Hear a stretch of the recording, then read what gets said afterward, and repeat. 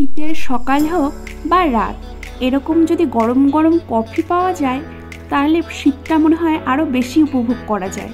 তো দেখো সকাল সকাল তিনজনের জন্য 3 কাপ কফি করে নিয়ে চলে এসে সোজা বিছানায় লেপের মধ্যে পা ঢুকিয়ে বসে গেছি খেতে। তারপরে দেখো সকালবেলা চলে গেছি একদম সোজা রান্নাঘরে, একদম গোল গোল চাকচাক করে বেগুন ভাজছে একদম ছাকা তেলে। তারপরে করবো বেশ বড় বড় সাইজে ডিমের ঝোল, একদম কষা কষা করে রান্না করব। আলুও কেটে নিয়েছি এদিকে, আর এদিকে রয়েছে আদা পেঁয়াজ রসুন সমস্ত কেটে গুছিয়ে নিয়েছি।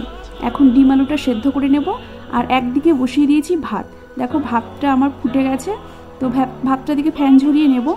আর এদিকে ডিমের কারিটাও করব। তো আমি তো ডিম খেতে ভীষণই পছন্দ করি, ভীষণ বলতে ভীষণ ভীষণ ভীষণ। তোমরা কারা কারা আমার মতো ডিম লাভার আছো অবশ্যই আমার চ্যানেলে এসে কমেন্ট করো আর সাবস্ক্রাইব করে দাও। আর দেখো আমি 2টো ডিম আর 4টে আলু নিয়েছি, একটা কামড়ে কামড়ে খাবো, একটা ভাত দিয়ে মেখে খাবো। তো বন্ধুরা আমার এই মিনি ব্লগটি ভালো